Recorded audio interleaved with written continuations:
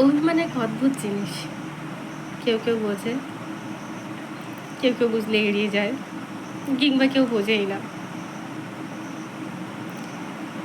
অভিমানের কারণ খুঁজে অভিমান ভাঙানোর ইচ্ছে কজনেরই বা থাকে?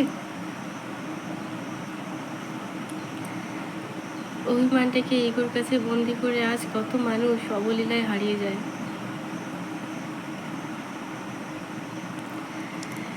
অভিমান ভাঙানোর ক্ষমতা এবং ইচ্ছে দুটোই থাকতে হয়।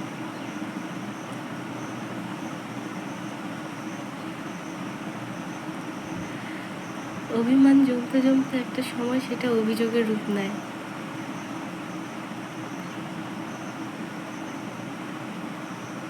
অভিমান বাড়লে মায়া বাড়ে, টান বাড়ে, ভালোবাসা তো বাড়ে।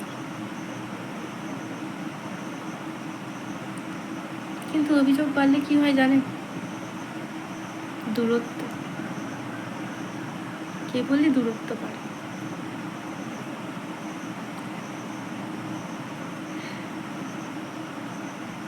সময় বদলায়, সেই সাথে অভিমানের রূপটাও পাল্টে যায়। আচ্ছা, এই সবের মধ্যে যে মানুষটার হৃদয়ে এক আকাশ সমান অভিযোগ, তার কি হয় বলুন তো?